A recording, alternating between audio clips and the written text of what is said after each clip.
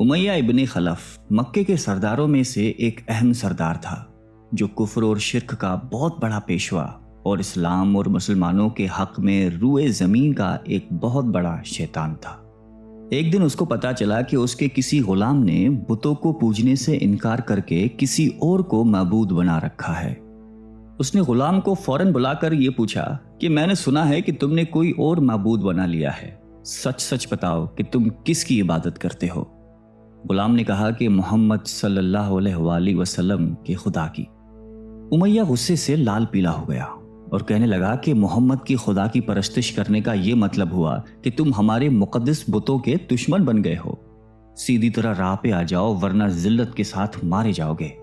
میں یہ ہرگز برداشت نہیں کر سکتا ہوں کہ تم بتوں کی پوجا کرنے والے کے غلام رہ کر محمد کے خدا کی پرستش کرو۔ وہ غلام جو توحید کا سچے دل سے شیدائی ہو چکا تھا، اس نے بے دھڑک امیہ کو جواب دیا کہ میرے جسم پر تو تمہارا زور چل سکتا ہے، لیکن میں اپنا دل اور اپنی جان محمد صلی اللہ علیہ وآلہ وسلم اور اس کے خدا کے پاس رکھ چکا ہوں۔ اب اللہ کی عبادت ہی میری زندگی کا مقصد ہے اور تمہارے خود سے بنائے ہوئے بتوں کو پوجنا میرے بس کی بات نہیں ہے۔ یہ جواب سن کر امیہ بن خلف غیظ و غضب سے دیوانہ ہو گیا۔ ایک غلام نے اسے بے دھڑک جواب دے دیا تھا۔ اس نے کڑک کر کہا کہ اچھا تو پھر اپنی بے دینی کا مزہ چکھ، دیکھوں گا میں کہ محمد اور اس کا خدا تجھے کیسے بچاتے ہیں۔ امیہ کے تشدد شروع ہو گئے۔ مکہ کی زمین گرمی کے سبب بڑی مشہور تھی۔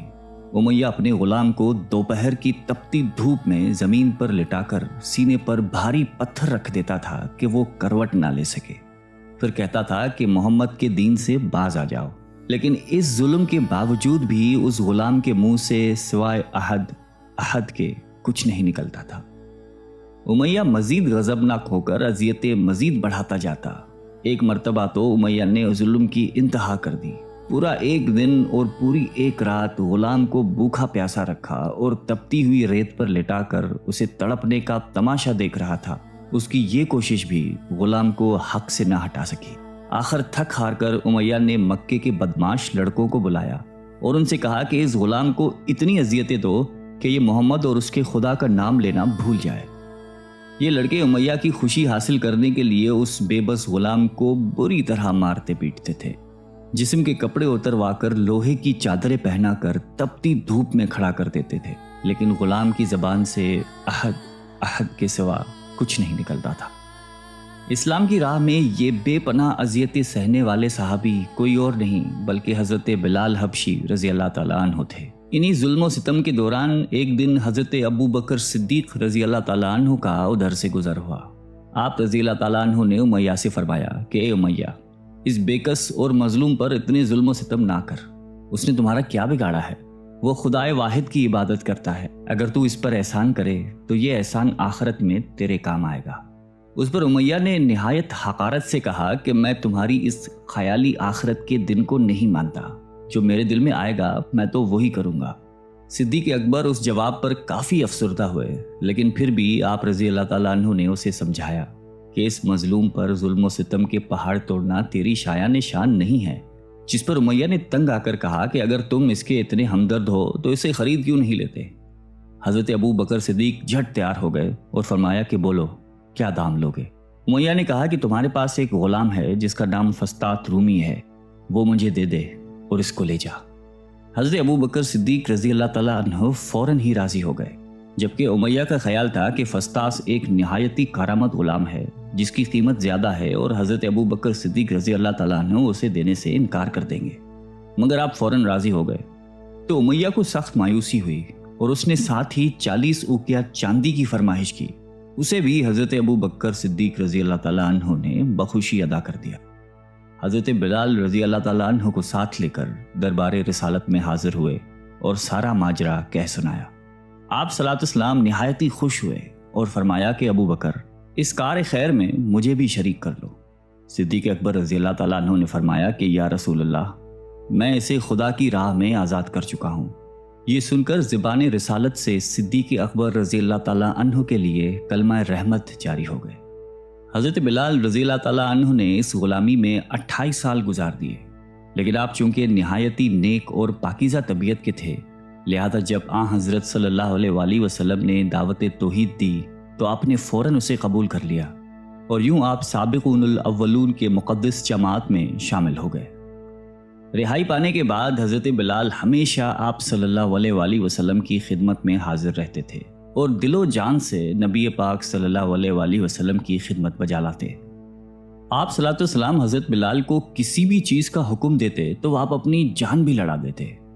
غزوہ بدر سے لے کر غزوہ تبوک تک تمام غزوات میں شامل رہے، لیکن حضرت بلال کی اسلام کے لیے سب سے بڑی خدمت اور ان کے لیے سب سے بڑی سعادت اسلام کا سب سے پہلا مؤذن ہونا ہے۔ ہجرت کے بعد جب مسجد نبوی صلی اللہ علیہ وآلہ وسلم تعمیر ہوئی تو آپ صلی اللہ علیہ وسلم نے آپ کو اذان دینے کا ذمہ سونپا۔ آپ کی آواز نہایتی دل نشیں تھی اور اس میں ایک ایسی تاثیر تھی کہ اذان کی آواز سن کر لوگ سب کام چھوڑ چھاڑ کر مسجد کی طرف دوڑتے۔ 8 ہجری میں جب مکہ فتح ہوا تو کعبے کو بتوں سے پاک کرنے کے بعد آپ صلی اللہ علیہ وسلم نے حضرت بلال سے فرمایا کہ اے بلال، کعبے کی چھت پر کھڑے ہو کر اذان دو، اور یہ مبارک سلسلہ حضور صلی اللہ علیہ وآلہ وسلم کی حیات مبارکہ تک اسی محبت اور عقیدت کے ساتھ جاری رہا۔ لیکن 11 ہجری میں جب آپ صلی اللہ علیہ وسلم نے سفر آخرت اختیار کر لیا تو اس عاشق رسول صلی اللہ علیہ وآلہ وسلم پر غم کا پہاڑ ٹوٹ پڑا، اور مدینے میں رہنا اب آپ کے لیے دشوار ہو گیا۔ آپ کو ہر وقت پیارے نبی صلی اللہ علیہ وآلہ وسلم کی یاد ستاتی رہتی تھی۔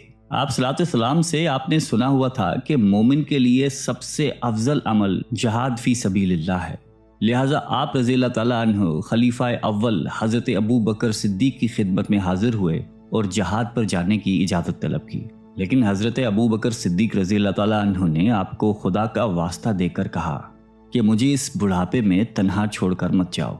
تو حضرت بلال نے اس شرط پر ابو بکر صدیق رضی اللہ تعالیٰ عنہ کی بات مان لی کہ اب وہ رسول اللہ کے بعد کسی کے لیے اذان نہیں دیں گے۔ حضرت ابو بکر صدیق رضی اللہ تعالیٰ عنہ نے ان کی یہ بات مان لی، لیکن آپ کے دور خلافت کے بعد خلیفہ دوم حضرت فاروق اعظم رضی اللہ تعالیٰ عنہ کے دور میں بھی جب بیت المقدس کی تسخیر کے لیے شام جانا پڑا تو وہاں عیسائیوں سے صلح نامہ طے پانے کے بعد حضرت عمر فاروق رضی اللہ تعالیٰ عنہ نے ایک خطبہ دیا اور حضرت بلال سے درخواست کی کہ آج جب کہ قبلہ اول پر توحید کا پرچم لہرا دیا ہے تو اس با عظمت موقع پر اگر آپ اذان دیں تو ہم آپ کے مشکور رہیں گے۔ حضرت بلال نے یہی اذان دینی شروع کی تو صحابہ کرام کو عہد نبوی کی مبارک یاد تازہ ہو گئی اور ان پر رخت طاری ہو گئی۔ شام کے معرکے کے بعد حضرت بلال نے شام ہی کے ایک گاؤں میں رہائش اختیار کر لی، کیونکہ مدینے میں ہر وقت آپ کو آپ صلی اللہ علیہ وسلم کی یاد ستاتی رہتی تھی۔ لیکن ایک دن آپ نے خواب میں آپ صلی اللہ علیہ وسلم کی زیارت کی۔ آپ ان سے فرما رہے تھے کہ اے بلال، کیا ابھی وقت نہیں آیا کہ تم ہماری زیارت کے لیے آؤ؟